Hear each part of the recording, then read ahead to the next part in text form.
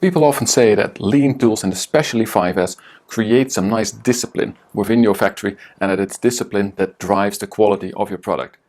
Well, I don't really buy that. In fact, I think it is a dangerous proposition, and we should be counting more for lazy people within our organization.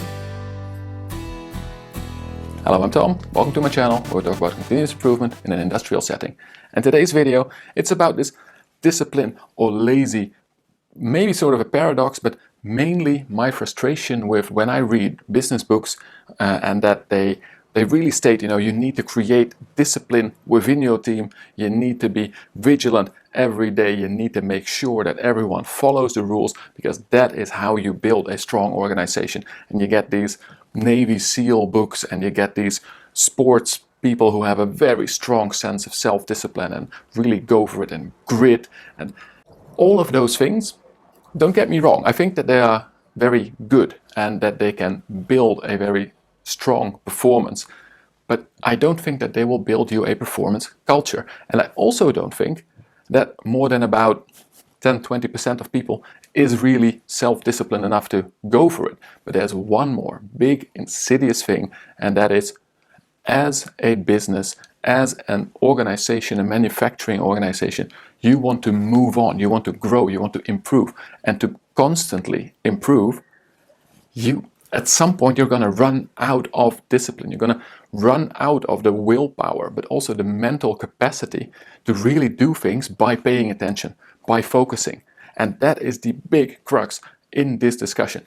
You cannot focus on everything. That's the whole idea of focus. When you focus on everything you need to do, you are basically not focusing at all. So that's why when I see, a couple of business books popping up,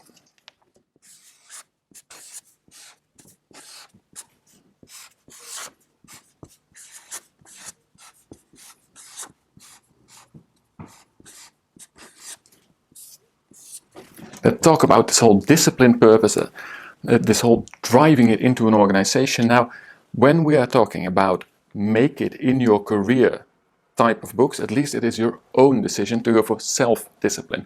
But even here, and it is a bit too a tangent on what we usually do within a whole organization, and there is a difference, really a difference, because if you are motivated to go for it, this can get you quite far, while pushing discipline, and especially a sort of self-motivated discipline, onto a whole group of people, that is virtually impossible. Maybe even take it with a grain of salt, but I think that when you have a working population in a manufacturing, often the type of mentality that is required for this type of work does not really fit very well with super strong self-discipline and sort of ambition that drives the really strict following of rules. So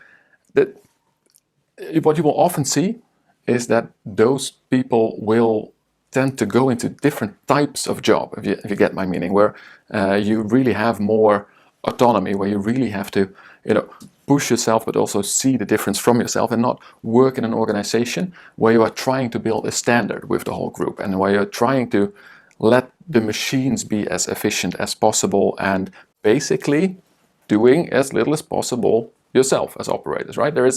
When you're manually packing, the person is the machine, sort of. But if you have a process, a whole set of machines, a line working for you, in fact, the operator should be doing as little as possible. That is usually the ideal situation. Every time that the operator is really doing all kinds of physical work, that probably is detracting from their most valuable contribution, which is to control and service the machine that is doing very quickly often, but or with big force or with big speed, the work that a human cannot do as effectively anyway. So that is why I think that specifically in a manufacturing environment, you should not count on almost everyone being disciplined, but even with yourself, even when you are just your own boss and getting your career, your life in line, the idea that you have to be disciplined, yes, for the things you're going to learn. You need willpower for when it is getting tough, to do new challenging things, to challenge yourself to grow. But there is, a whole different set of books, and let me get a nice one from that as well. And I think you will see where I'm going with how to use discipline, and especially when not to count on discipline.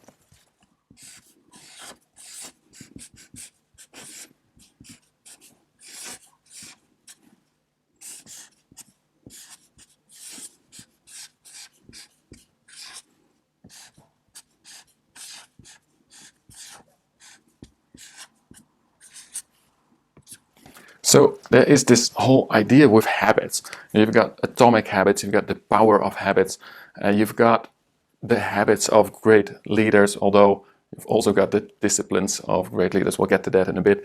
But the idea of habits, and this comes in a number of forms already to us for years, the idea of habits is that you train yourself to work in a specific way, to always have a setup in a specific way, to tag on to things you do automatically. Now, that by itself, changing your habits, making habits, that requires discipline and willpower. But afterwards, the goal of such an atomic habit means a very small habit, but then loads and loads of small habits that gradually really structure and make your life more efficient. Hey, where did we have this thing in Lean? Wait, that is the spirit of Kaizen. That is continuous improvement. Small changes that you then fix and sustain. If we are going into Six Sigma, you get your control loop. If you are going in most of the Lean continuous improvement TPM type of systems, you will see end of an improvement project is the sustain phase, the control phase, the make it stick from Kotter. That means that you are going to form a habit. And when you get those books, The Power of Habits, Atomic Habits, what they teach us is go and build yourself an automatic system. So your mind doesn't have to spend any energy or any discipline on performing it. This is just going to be automatic. And that way you free up not per se the time, although usually with good habits you'll also make it quicker, but it frees up your discipline, your thinking power, your willpower to go and form the next habit. And that is the idea behind especially that atomic habit thing. The same comes back in something like emotional intelligence. It comes back in getting things done. Very popular, I love the system myself, but I know many of you also like this getting things done principle. David Allen, he doesn't really speak about habits. He speaks about don't have the same thought twice, and just putting things to paper in the correct context so that you don't have to remind yourself the whole time that you will have to do something. This is not a habit. That is something else, although you will need to train the habit of writing everything down in the correct list. But that means that that system is based on not overloading your brain and creating a set of habits which will require discipline, but both of them to get rid of this and just have an automatic reminder at the moment that you need that reminder. Making sure you do not need discipline. You do not need to remind yourself the whole time. The only discipline that you need is to pull out your shopping list when you are in the shop, and this you turn into a habit. The other thing, emotional intelligence, but also think slow, thinking fast, thinking slow. The Kahneman book series and research, what he talks about is that we have this automatic heuristic thinking system that gives us the quick answer. That, well, you don't have to think about it, you don't have to spend a lot of energy on it, but you can just, by experience, get a couple of answers, a whole bunch of answers actually, and routines ingrained. It's the idea of habits as well, and he warns about that if you do not train this system, it will give you the wrong answers, and you really need to force yourself to think outside of these standardized answers. Now, here again, we get back to the same principle, right? You need to force yourself, you need to also force yourself to force yourself. It sounds a bit double, but it means when you know that you are now gonna have to think about a problem because it is sort of a trick question and it will probably play into this automatic heuristic system and give a wrong answer because this was a trick question specifically designed for that, then it is pretty easy to force your brain, force your frontal lobe to think about the problem in a different logic way, to really tear it apart. The most difficult part is to recognize it. So that is where we get to sort of the meat, the big thing of this video message.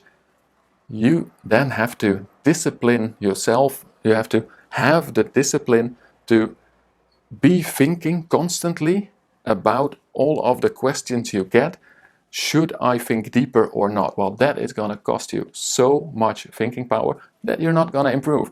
In fact, you will not be efficient. That is also one of the big messages from that book, Thinking Fast, Thinking Slow, that when you spend too much time really thinking about stuff, there's too much to process. It's impossible. And even if it is possible, let's say up to your level of living, it means that you have the potential to go so much wider if you train your automatic system better, if you make the correct habits, if you are aware of what you are teaching, the automatic patterns in your brain.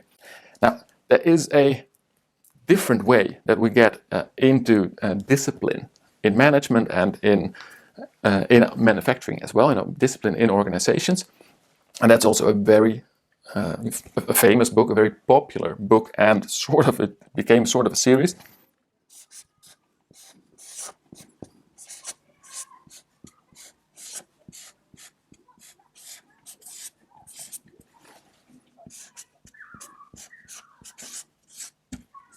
So that's the 4 disciplines of execution. Now, yes, it is also disciplines, and yes, you do need some discipline, but here we have a different word. Very important to make that distinction. This is about forcing yourself to do something, and through willpower, through commitment, doing the things that you know you need, going to the gym because you know that you want to lose some weight, instead of always putting on your tracksuits when you come home, and then it's sort of logical that you get into the mood and just, go. These disciplines are disciplines as in different departments also. These are specific things you need to take care of. Of course, you will also need to do them, but these are ways of managing, ways of executing, and that make you more effective. Yes, the 4 disciplines of execution and the 5th discipline, great books. They do talk, to my taste, a bit too much still about self-motivation and self-discipline, but that is different from the power of self-discipline, from the army-style management. What we really need to do is go for this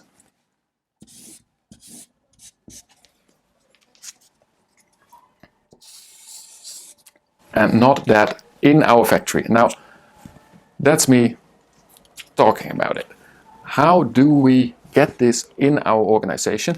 What type of things do I mean? And we can talk about that for hours, but let's get a couple of things out here. And that is, we can force a couple of habits, ways of working that have been like that.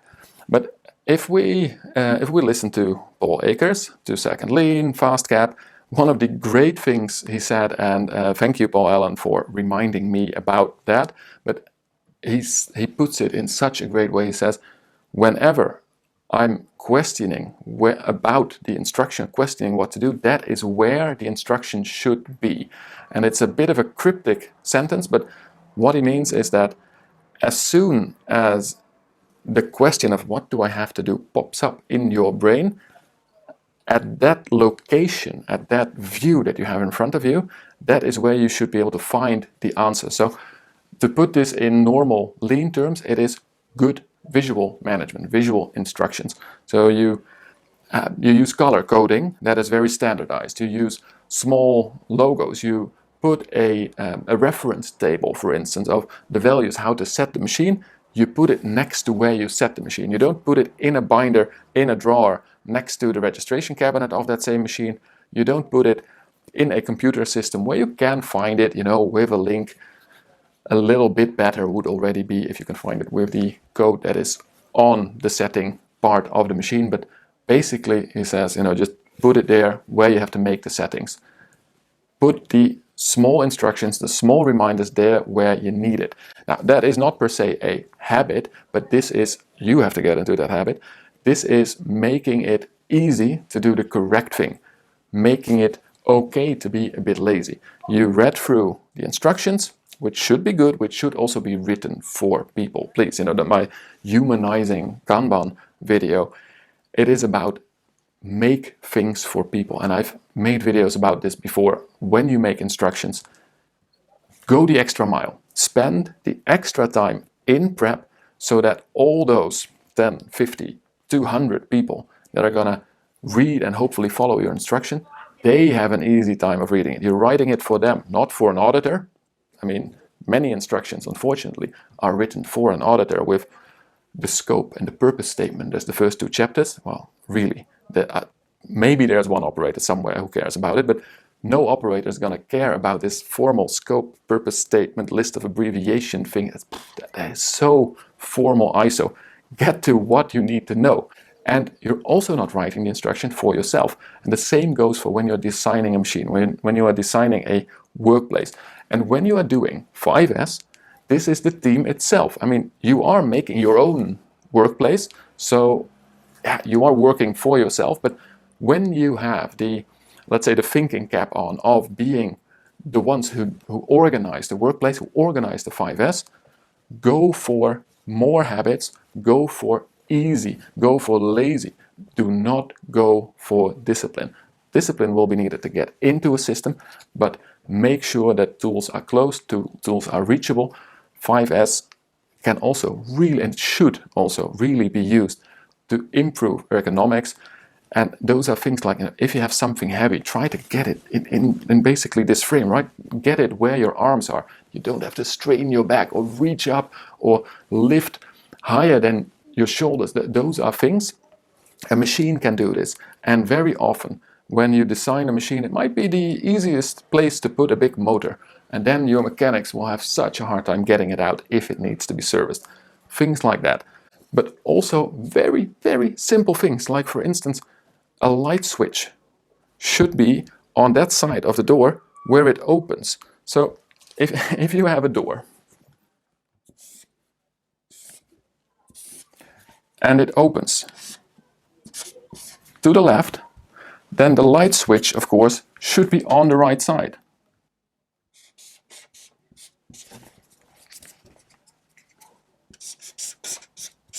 And not behind the door.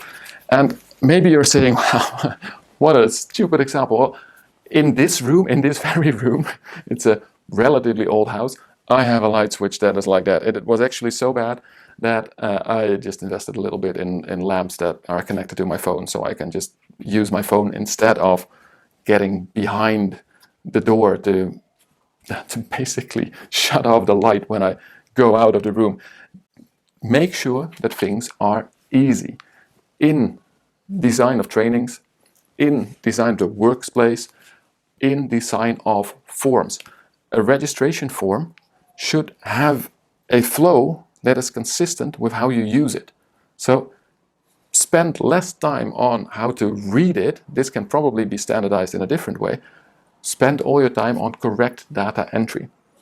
You should have a couple of explanations probably on the form, or a system that I like quite a lot. I haven't brought one of them, but we used to have these forms, the safety forms, and it's quite a big and honestly a bit too complicated form. The form itself was not a great example, but you have this form and it is in a folder that if you flip it open, the inside of the flap has complete instructions on it. So if anything is there, a bit unclear, it had very nice instructions on how to fill it in the flap, always with you. That is a good example of making sure that you have the instruction next to where you use it. And the last example I want to give you of making habits and not so much discipline, even though many people will say that this is discipline, is to use checklists, whether they are on paper or more in a sort of a traffic light form that you get a reminder to do something, but a well-designed checklist that guides you through what you need to do. It helps you to build a habit. It helps you to just do all the things that you need, and it sort of enforces discipline without requiring the willpower. So you of course also have to make the filling out of this checklist a habit by itself. People need to do it, and you can do it through discipline or through putting it in the correct place when things are done. Okay, let's have a sub-example on that as well. If you put your cleaning checklist somewhere in the office of the team leader, that means that the cleaner or the operator who did the cleaning, they need to come there, fill it in. That is something that requires a lot of discipline, and it is not a logical habit. Now, if you put it in their own cleaning cabinet, that's already quite a lot better. If you can manage to put the cleaning checklists on very visual places there where you do the cleaning, and still also keep it relatively easy to collect and check if everything's done, then you are building it into habits. So place it next to the tools that they use, that they will also hang back. There is also the list. It's logical that you then fill out a checklist. The same with operators having to do certain quality checks. The same with you filling in reports or having a list of reports end of the week. Have it pop up, have it part of a task list, things like that. Create habit, tag on to habits. And that is the most important thing. And that is, by the way, a very big message in both of those books. Tag on to existing habits the things that you want to do, because it makes it a lot easier. And it makes it drain you a lot less than when you do it through discipline. So that is basically my rant for the lazy operator.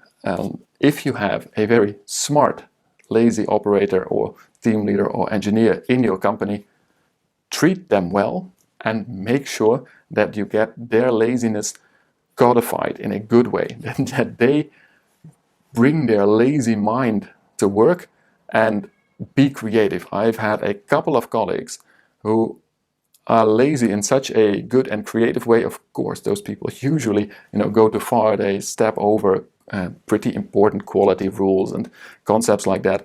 But the way that their minds work, you need to use it. You need to see how they are looking at the process, because you can be assured that they will find all the difficult, hard parts that all the other operators also suffer from and try to do something with it. And if they find a way to make it easier, and if you can make that, standardize that way correctly, so that it is safe, that it is normal in the quality rules, that it is legal to do, then you are continuously improving, reducing your need for discipline, improving, increasing how much you can do automatically with habits, with checklists, with your heuristic system. And you will open up the mind of, well, yourself, but most importantly of all those colleagues there to, at the basic level, pay attention to the lines that they are controlling, but also to continue that improvement, to really get to the next level. And that is very important in a competitive world. Now, I hope you share my love for laziness. If you did, and also if you just liked the discussion, don't forget to hit that like button, subscribe to my channel if you haven't done so already, and let me know which type of videos you would like me to make, what type of topics you think I would have a nice, explainer or take, or maybe, and that actually, let's make the challenge like that. If you've seen a great inspiring video by another YouTuber, preferably, or a blog, or someone gave you a great idea, post the link. I really don't care that you post links to other people's videos, as long as it's respectful and on topic, but post it in the comments on my videos, and let's get that discussion going, because that is one of the best ways that we as a community can also improve. Now, for now, I leave you with the idea of laziness over discipline, and as always, enjoy your continuous improvement journey.